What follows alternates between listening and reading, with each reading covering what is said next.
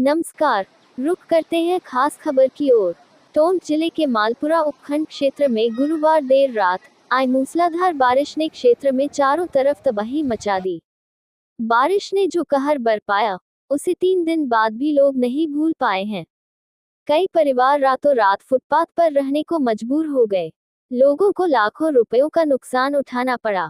घर के घर तबाह हो गए। घरेलू सामान मलबे के नीचे दब जाने से लोगों की भूखे मरने की स्थिति पैदा हो गई।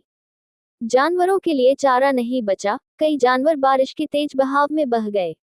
दो मंजिला दुकानें और घर मलबे के ढेर में तब्दील हो गए। खेत खलिहान पानी से जलमग्न हो गए। लोगों की फसल बर्बाद हो गई। व्यापारियों व किसानों को लाखों रुपयों का नुकसान उठाना पड़ा है। शनिवार को जलदाय मंत्री व स्थानीय विधायक कन्हैया लाल चौधरी ने उपखंड क्षेत्र का दौरा कर हालातों का जायजा लिया था। जिला कलेक्टर टोंक व स्थानीय प्रशासन ने भी गांवों का दौरा कर बारिश से हुए नुकसान की जानकारी ली थी। जलदाय मंत्री कन्हैया लाल चौधरी ने मीडिया को बताया कि बालाजी महाराज की मेहरबानी से क्षेत्र में अच्छी बारिश हुई है, लेकिन क्षेत्र में कोई बड़ा नुकसान या जनहानि नहीं हुई। अब बात करते हैं मालपुरा तहसील के भीपुर गांव की। आप तस्वीरों में साफ साफ देख सकते हैं कि ग्रामीणों को बारिश के कारण कितना नुकसान उठाना पड़ा है। भीपुर गांव में बारिश ने ऐसा तांडव मचाया कि याद करने पर गांव वालों की आंखें नम हो जाती है। भीपुर गांव जैसा कहर शायद ही बरसात ने दूसरे गांव में बरपाया हो। 1 नहीं, 2 नहीं, 3 नहीं, घरों के घर मलबे के ढेर में तब्दील हो गए। कई मूक जानवरों को अपने जीवन से हाथ धोना पड़ा। खाने पीने व पहनने की चीजों के साथ साथ घरेलू सामान मलबे में दब गया। घरों के ढह जाने से लोगों ने गांव से पलायन करना शुरू कर दिया। आशियाना उजड़ जाने के बाद लोग दिगी नुक्कड़ में किराए के मकानों में रहने के लिए विवश हो गए। अगर कहीं कुछ बचा है तो वो है गांव वालों की आंखों में आंसू और मलबे के ढेर के अवशेष। अब आप ही बताएं कि बाढ़ किसे कहते हैं। गांव वालों ने बताया कि इतना कुछ होने के बाद भी न तो कोई जनप्रतिनिधि आया और न ही प्रशासन का कोई नुमाइंदा।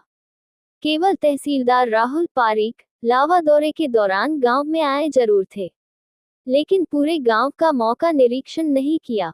गांव वालों ने बताया कि तहसीलदार साहब एसडीएम साहब को लाने के लिए कहकर गए थे, लेकिन आज तक वापस नहीं आए। जब गांव वालों ने सरपंच को पूरे मामले से अवगत करवाया तो सरपंच ने ये कहकर टाल दिया कि मेरे हाथ में कुछ नहीं है, मेरे कार्यकाल के तो केवल 3-4 महीने बचे हैं।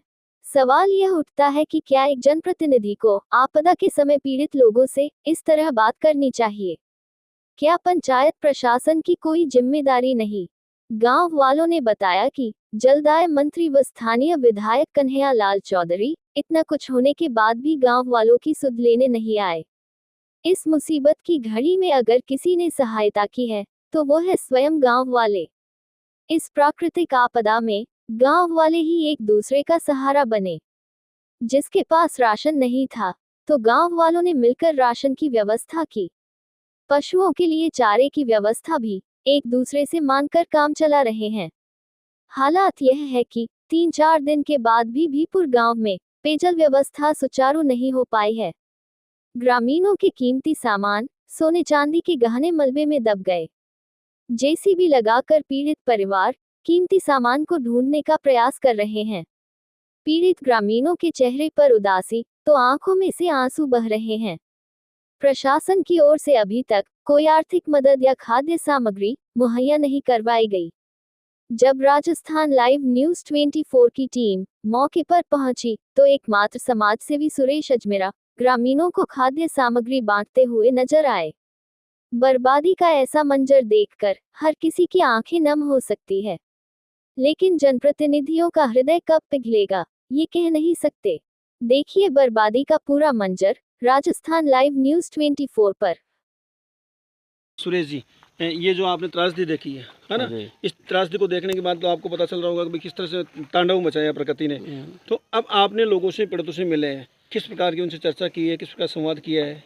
ऐसा है, जो प्राकृतिक आपदा हुई है, तेज बारिश के रूप में हुई है, ये आपके माध्यम से सब लोगों के पास मैसेज जा रहा है पहले तो मैं आपको भी धन्यवाद देना चाहता हूँ कि चौथे स्तंभ हो, आपकी वजह से आज सबको पता चल गया कि कहाँ पर क्या हो रहा है। यहाँ पे लोग कि जो खाने पीने की वस्तु के अलावा जो सरसों वगैरह स्टॉक में पड़ी थी वह भी ख़राब हो गई, और परचूनी की दुकानें वगैरह जो गांव में एक होती है वह भी नष्ट हो गई।